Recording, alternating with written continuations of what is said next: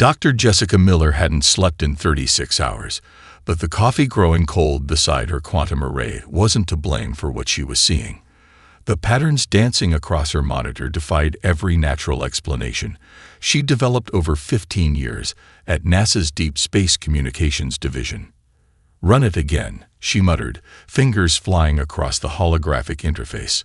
The quantum detection array, her life's work, hummed beneath the Colorado facility, its supercooled processors sifting through the background noise of space.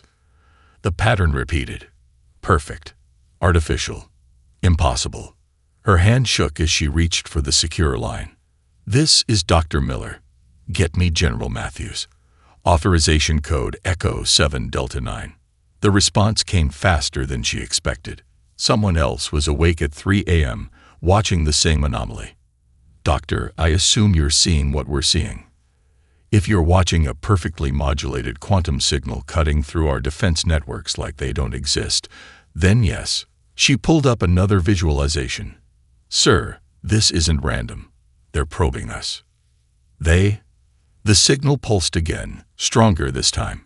Across the globe, every quantum-capable receiver lit up simultaneously. Then the message began. The holographic projection filled the command center without warning. A figure, humanoid but clearly alien, stood before them, its crystalline skin refracting light in impossible ways. When it spoke, its words transmitted directly into their minds. Primitive world designation. Earth. Your technological advancement has reached the threshold for contact. The hegemony extends its governance to your system. Prepare for integration. Resistance is. If they say futile, I'm going to be very disappointed, Miller muttered, her scientific excitement overshadowed by a surge of indignation. Inadvisable. General Matthews' laugh was harsh in the silent room. They crossed 90 light years to tell us we're primitive. Doctor, can you trace this? Miller was already working. The signal's quantum entangled, but they're using a standardized pattern.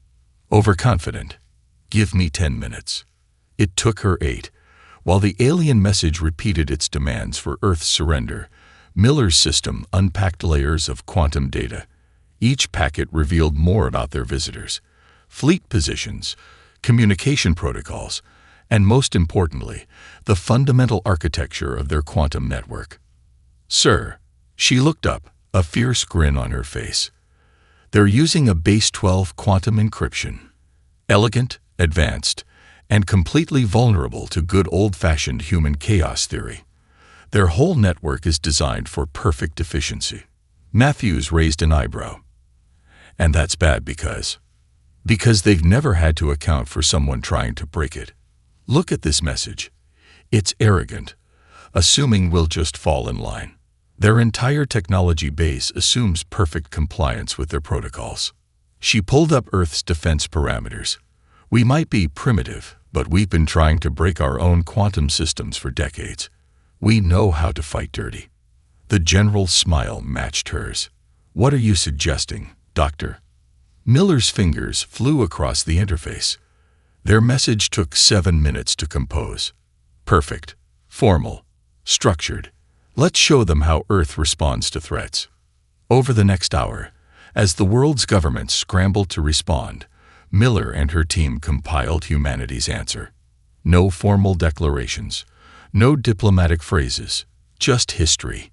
The Battle of Thermopylae, the crossing of the Delaware, Tank Man in Tiananmen Square, the moon landing. Footage of humans surviving, thriving, and accomplishing the impossible against overwhelming odds. The final footage showed a single chess match. Kasparov versus Deep Blue. Man against machine. Determination against pure calculation. Then the screen went black, displaying 5 words in every known human language. Challenge us at your peril. The hegemony's response was immediate. Their quantum transmission surged, carrying confusion, shock, and Miller smiled as she decoded it, the first traces of worry. "Sir," she turned to Matthews, already pulling up more data. "I don't think they've ever received a response like this. And based on these readings, they have no idea what to do about it." Good. Matthews reached for his phone. Because we're just getting started. Doctor, how would you like to show our visitors why challenging humanity is always a bad idea? Miller's response was to pull up the quantum network's code. I thought you'd never ask, sir.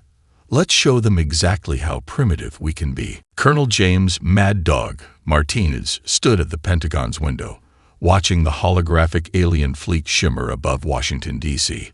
The massive ships, each larger than aircraft carriers, cast ethereal shadows across the National Mall. Similar displays dominated skies worldwide, a show of force designed to break humanity's spirit.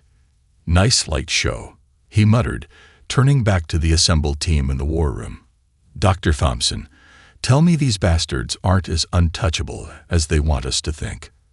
Dr. Andrew Thompson, fresh from the Quantum Research Facility in Nevada, spread his latest findings across the holographic display. Their psychological warfare has a weakness, Colonel.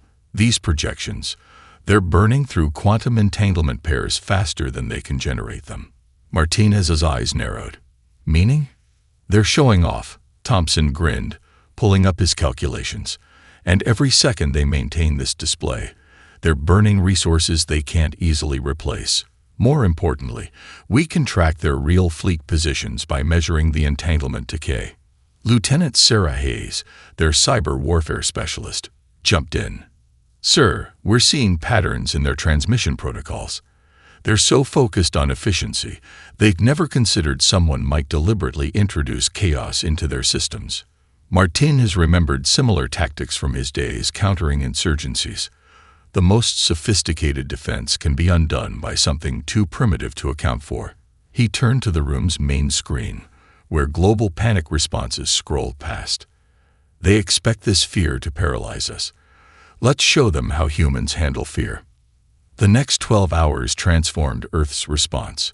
While the hegemony ships loomed overhead, humanity moved underground, but not in panic, with purpose. Martinez coordinated with Dr. Miller's team in Colorado, turning their quantum detection array into something new.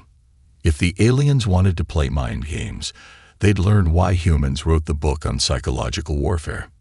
Target their primary transmission node, he ordered. Dr. Thompson, your quantum pulse ready. Thompson's fingers danced across his console, focused and charged. But sir, this is theoretical science at best. We're basically throwing a quantum wrench into their perfect machine. Perfect. Execute. The pulse launched. For a moment, nothing happened. Then, above cities worldwide, the mighty hegemony fleet flickered. Their perfect formations distorted. In some places, their intimidating projections transformed into something else entirely, Earth's own message, broadcast through their network. Every alien ship now displayed scenes from Earth's history of resistance. The hegemony's attempt to demoralize humanity became a showcase of human defiance. Sir, Hayes called out, they're trying to shut down the projections, but our chaos algorithms are spreading through their network. They can't maintain quantum coherence. Martinez allowed himself a small smile. Dr. Thompson, what's the status of Project Underground? Thompson pulled up new schematics. Factories in 20 countries are already retooling. We're combining their quantum tech with our primitive solutions. First prototypes should be ready in 48 hours. Make it 24. Lieutenant Hayes, keep their networks destabilized. I want them blind to what we're building. The lieutenant's smile was fierce. Already on it, sir. We've got teams of gamers worldwide stress testing their systems. Turns out MNO raiders are excellent at finding exploits in alien networks. A new alert flashed across the main screen. The hegemony's response. A direct quantum transmission to the Pentagon. You dare corrupt our networks. The alien commander's voice resonated with barely controlled rage. Your primitive interference will be punished. Prepare for. Martinez cut the transmission with a gesture. Send them our response, Lieutenant. The usual format. Hayes transmitted their now standard reply. Historical footage of humanity overcoming impossible odds, ending with their 5-word warning. Sir, Thompson looked up from his console, Energy readings suggest they're mobilizing their actual fleet. This won't be holographic next time. Martinez nodded, already moving to the secure elevator that would take them to the underground command center. Good. I'm tired of fighting ghosts. Let's show them what happens when they bring a real fight to Earth. As they descended, Hayes's voice was quiet but determined. They still think we're primitive, don't they? That's their second mistake, Martinez replied. Their first was giving us time to prepare. Begin Phase 2. Let's show them why you should never back humanity into a corner. Lieutenant Emma Reynolds had never seen anything as beautiful or terrifying as the Hegemony's attack fleet emerging from quantum space. Their ships, crystalline and perfect, distorted the stars behind them as they approached the asteroid belt. Standard tactical doctrine said humanity's forces should retreat.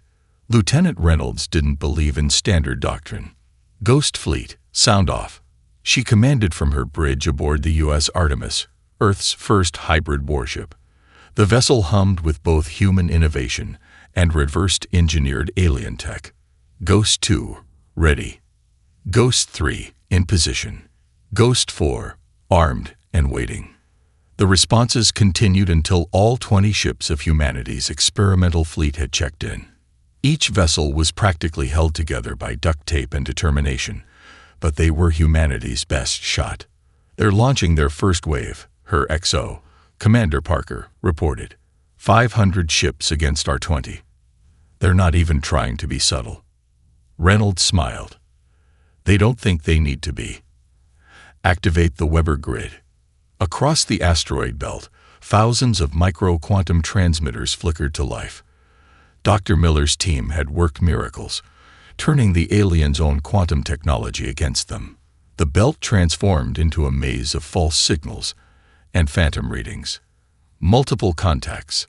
The Hegemony commander's frustrated transmission cut through their comms. Where are they getting these ships? Reynolds watched as the alien fleet scattered, chasing hundreds of ghost signatures.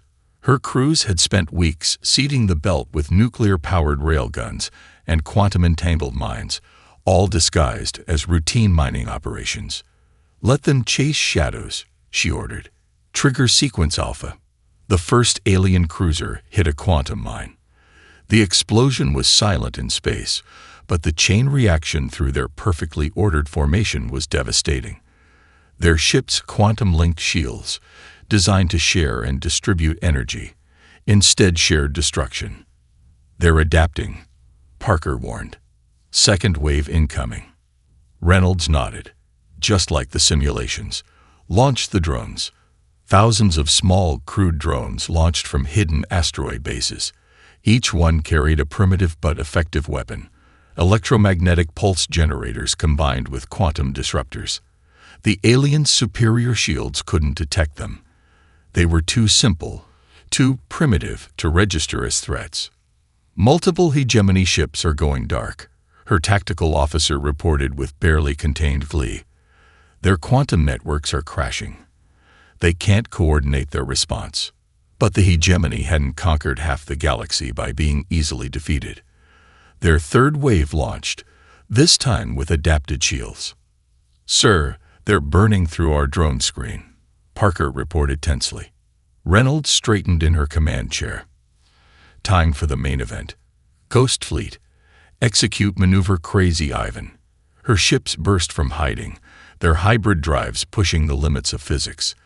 The Hegemony's perfectly coordinated fleet found itself facing an enemy that refused to follow proper space combat protocols.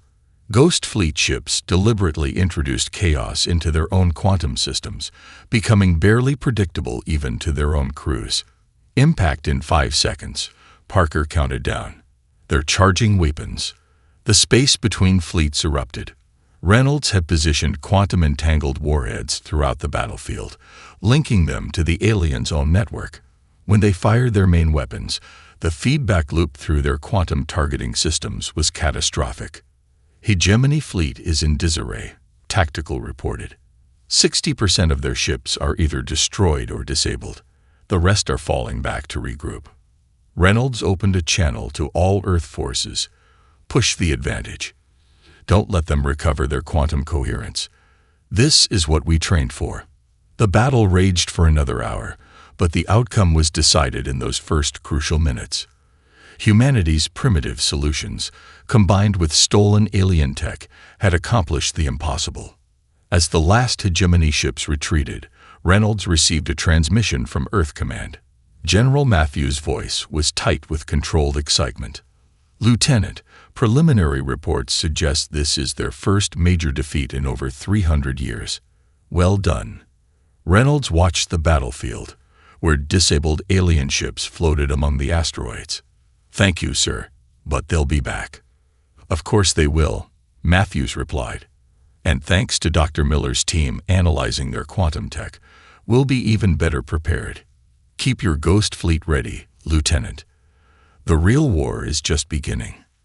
Reynolds signed off and turned to her crew. "You heard the General. Let's show the galaxy why you should never underestimate human ingenuity." Major Robert "Bobby" Jackson stood before the largest gathering of gamers ever assembled in one facility. The converted Silicon Valley Convention Center hummed with the energy of 10,000 gaming rigs, each connected to military-grade quantum simulators.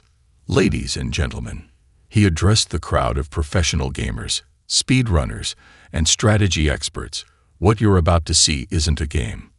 This is actual combat data from yesterday's asteroid belt engagement." The massive central screen lit up with Lieutenant Reynolds' Ghost Fleet battle.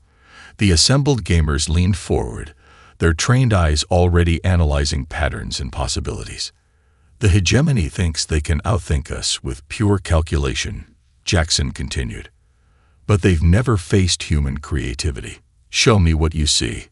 Sandra "Death Queen" Rodriguez, a former StarCraft world champion, spoke first. "Their formations are too perfect. No randomness, no adaptation. They're playing like AI on rails." "Exactly." Jackson brought up new tactical displays. "Dr. Miller's team has been feeding their combat data into our simulators. You've been unknowingly training against alien combat patterns for months in your regular games." The revelation caused excited murmurs throughout the crowd. Jackson remembered the moment they'd discovered this advantage. The hegemony's quantum-based systems were so advanced, so perfect, they couldn't process the inefficient human approach to problem-solving. "Sir," a technician called out from the monitoring station, "we're detecting new quantum signatures. The hegemony is launching another attack." Jackson smiled. "Perfect timing. Battle stations, everyone. Show me why Earth's gamers are the most dangerous combat analysts in the galaxy." The next 2 hours transformed modern warfare. As hegemony ships approached Earth's outer defenses, they faced an enemy that adapted with impossible speed. Every tactic they employed was countered before it fully developed. "They're using a pincer movement," Rodriguez called out, her fingers flying over her console. "Classic Zerg rush tactics. Counter pattern uploaded to Ghost Fleet." Jackson watched in satisfaction as Reynolds' ships executed the counter-maneuver perfectly, turning the aliens' attack back on itself.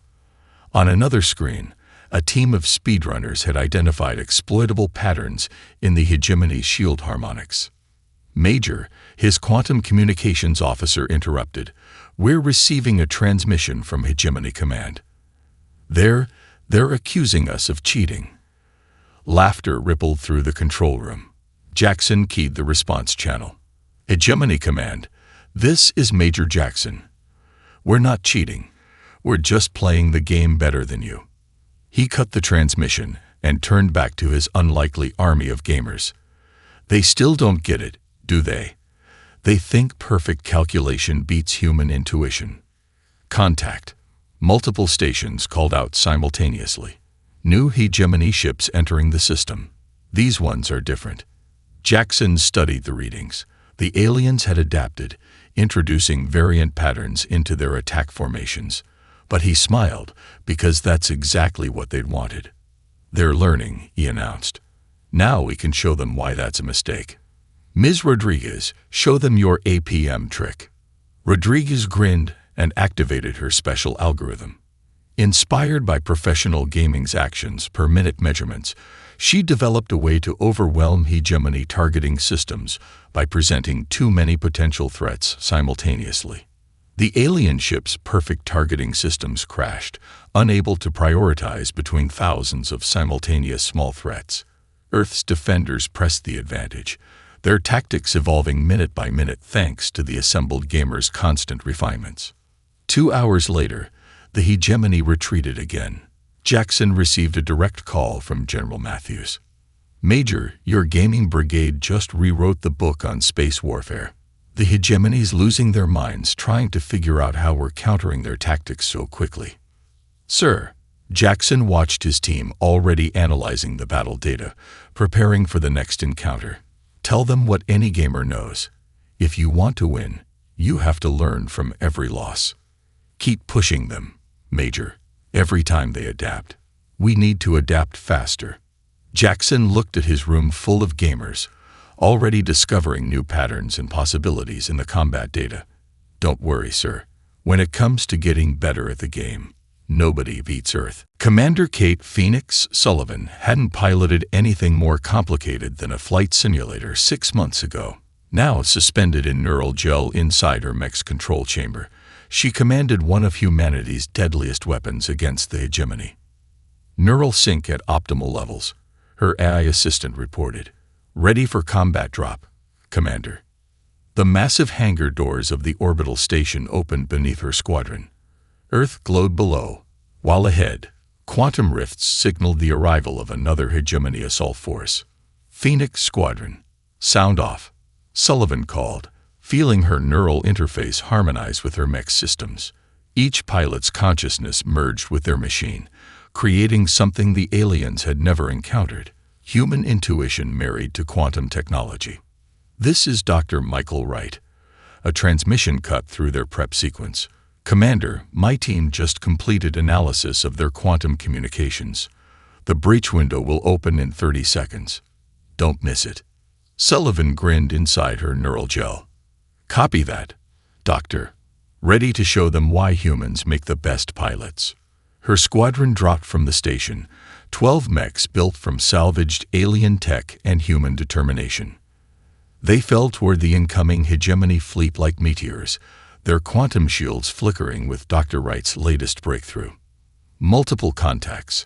Her second-in-command, Lieutenant Torres, called out. They'd brought their elite guard this time. The alien ships were beautiful, their crystalline structures refracting sunlight like deadly prisms. But Sullivan had seen that beauty turned to shattered fragments too many times to be impressed anymore. "Execute Maneuver Castle," she ordered, her thoughts translating instantly to action through the neural interface. Her squadron split into precisely calculated attack vectors, each pilot's human unpredictability protected by quantum shielding. The hegemony's response was immediate and devastating. Energy beams carved space around them.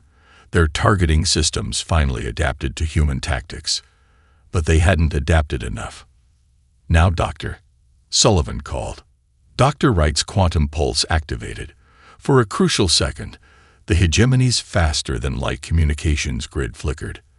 Their perfect formation stumbled. "Strike now." Sullivan's consciousness merged deeper with her mech, human instinct and machine precision becoming one. Her squadron hit the enemy fleet's weak points simultaneously, their hybrid weapons overwhelming alien shields. But the hegemony had learned. Their ships split into smaller units, adapting faster than in previous battles. Several mechs took direct hits, their pilots' screams cutting through the quantum comm. "They're inside our pattern," Torres warned.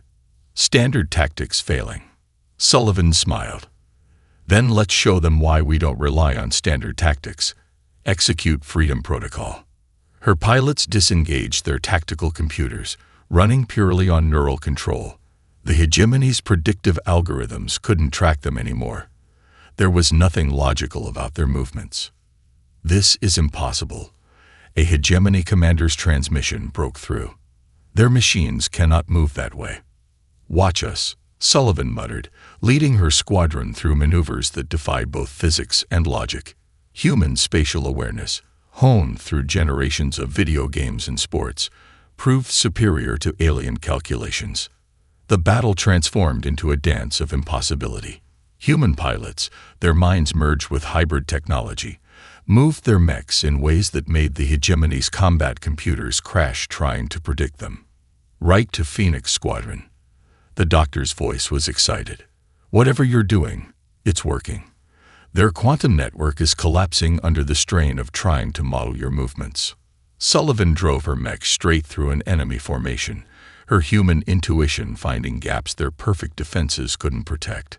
Send the data to all Earth forces. Let's show them humanity's real power. The battle ended in minutes. The hegemony's elite guard, faced with an enemy they couldn't predict or understand, retreated in disarray. Back in the orbital station, as medical teams helped pilots from their neural gel chambers, Dr. Wright met Sullivan with astonishment. "Commander, do you realize what you've done? You've proven that human consciousness, merged with machines, can outperform their pure quantum systems." Sullivan removed her neural interface, still dripping with gel. "No, Doctor. We proved something more important." She watched her pilots emerge, each wearing the same determined expression. "We proved that humanity's greatest weapon isn't our technology. It's our inability to be predictable." Admiral David Wildcard Harrison stood on the bridge of the U.S. Prometheus, watching Saturn's rings shimmer through the quantum distortions. The hegemony's largest fleet yet was emerging from FTL, their ships darkening Titan's sky. They brought their dreadnoughts. His XO, Captain Lisa Chen, reported grimly. Counting 15 capital ships, more than they've ever committed to a single battle. Harrison's weathered face showed no concern. "They're desperate. Our quantum traps hurt them badly in the last 3 engagements. Now they think overwhelming force is the answer." "Sir," Lieutenant Hayes' voice came through quantum comms from Earth Command. "Dr. Miller's team has finished analyzing their transmission patterns. They're not just here to win. They're here to make an example of us." Harrison allowed himself a small smile. "Perfect. That's exactly what we wanted them to think." Status of Operation Lightbringer.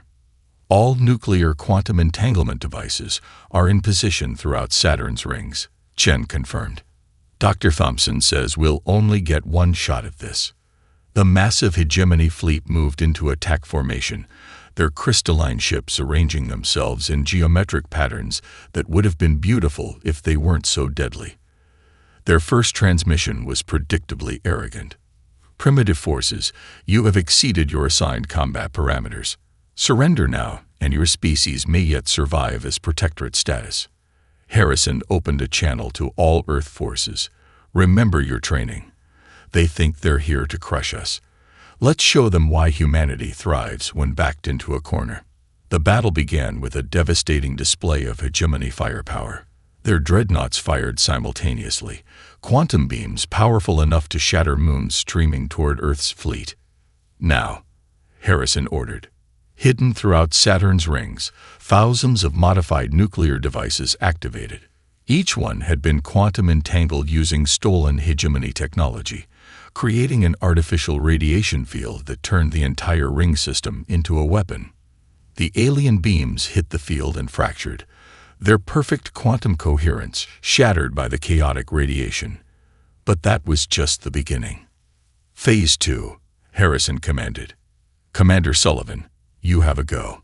From behind Titan's bulk, Sullivan's Mech squadron emerged, leading a swarm of ghost fleet vessels. They drove straight into the radiation field, their hybrid shields adapted to the chaos they'd created. Impossible. The hegemony commander's transmission crackled with static. "That radiation field should destroy your primitive vessels." "Should is such an interesting word," Harrison responded calmly. "Launch the quantum cascade." The true genius of their trap revealed itself. Each nuclear device in Saturn's rings was connected through quantum entanglement, creating a cascading reaction that spread faster than the hegemony ships could adapt. Their perfect formations became a liability as the quantum chaos spread through their linked systems. "Multiple dreadnoughts going dark," Chen reported, excitement breaking through her professional demeanor. "Their quantum networks are collapsing." Sullivan's voice cut through the chaos. Moving to Phase 3. Jackson's Gaming Squadron, you're up. The combined forces of Earth struck from all directions, using tactics no combat computer could predict. Gaming squadron vessels deliberately introduced lag into their movements, making their attacks impossible to calculate. Mech pilots pushed their neural interfaces to the limit, moving in patterns that defied physics. Sir, Chen's voice was incredulous. They're retreating. The hegemony fleet is actually retreating. Harrison watched the mighty alien armada break apart, their perfect coordination shattered by humanity's primitive solution. Send the message. The same one we always send. Throughout the retreating hegemony fleet, screens lit up with humanity's defiant montage, ending with those 5 words that had become Earth's battle cry. Challenge us at your peril. Later, in the aftermath, Harrison received a transmission from General Matthews himself. Admiral, what you've done, this changes everything. The hegemonies never lost a major fleet engagement before. Their entire military doctrine is based on being undefeated. Harrison watched cleanup crews collecting disabled alien ships, humanities scientists already eager to study new technology. They'd made the mistake of thinking technical superiority guarantees victory, sir. They forgot that humanity's greatest advances came from our biggest challenges. Keep your fleet ready, Admiral. After this defeat, they'll either have to acknowledge us as equals or come at us with everything they have. Harrison smiled. Either way, Earth will be ready. After all, we're just getting started. Dr. Rachel Anderson stood in the cavernous hold of the captured hegemony dreadnought, surrounded by alien technology that should have been centuries beyond human understanding. Yet here she was, decoding their biological and historical databases with equipment cobbled together from salvaged parts. Dr. Anderson, her assistant, Jake Mitchell, called from across the vast chamber. You need to see this. The translation matrix just cracked their evolutionary archives. Anderson rushed over, her tablet displaying streams of decoded alien data. As she read, her eyes widened. Get me a secure line to command. Now. Minutes later, she faced a holographic gathering of Earth's leadership. General Matthews, Admiral Harrison, Commander Sullivan, and the others who had helped humanity survive the impossible odds. What you're about to hear changes everything we thought we knew about the hegemony, Anderson began, pulling up comparative genetic data. We've been asking the wrong question. It's not about how they became so advanced. It's about how they stopped advancing. She projected a timeline of hegemony civilization. Every species in their coalition followed the same pattern. They evolved on worlds with minimal competition, became the dominant species early, and stopped. Their evolution plateaued millennia ago. Stopped. Sullivan leaned forward. How is that possible? Because they never had to continue, Anderson explained. Each species achieved dominance so completely that there was no evolutionary pressure to adapt or improve.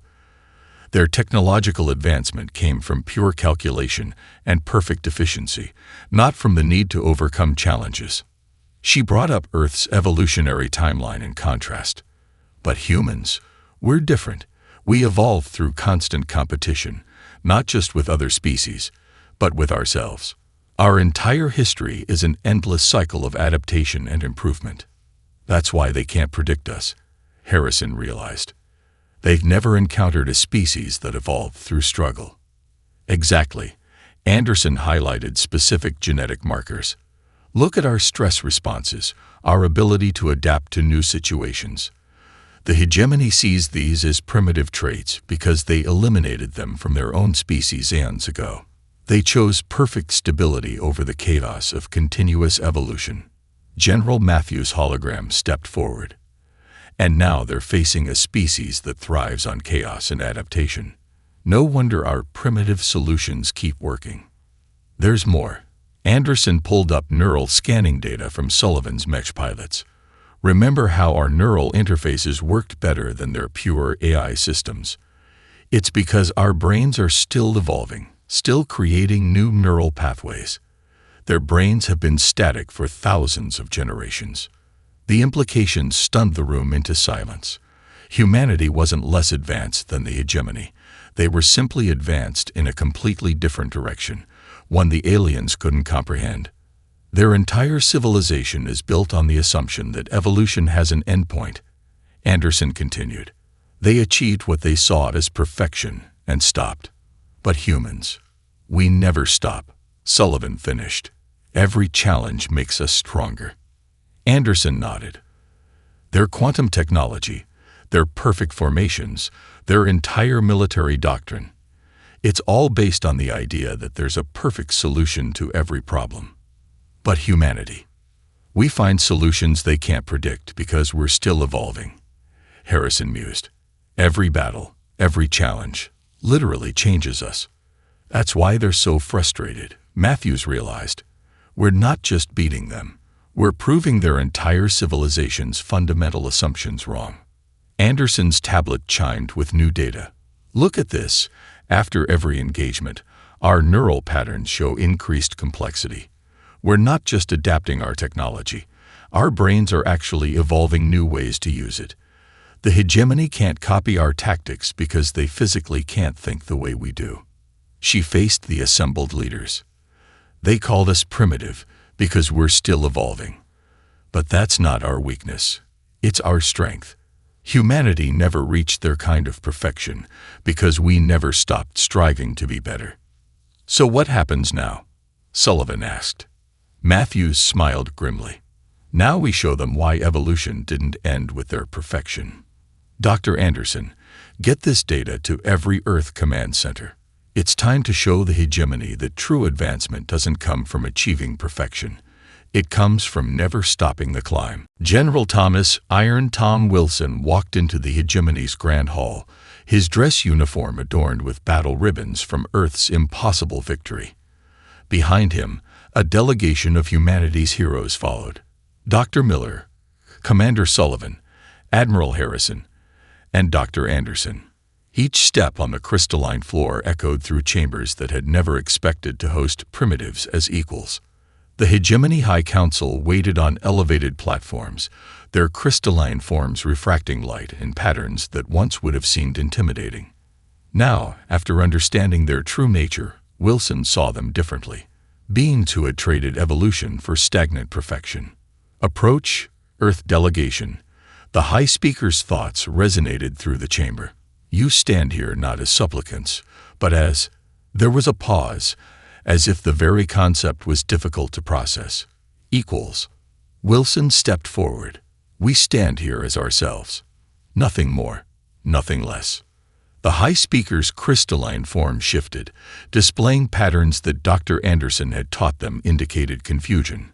Your species defies all known parameters. You corrupt our networks with chaos, turn our quantum technology against us, and improve faster than our predictive models can calculate.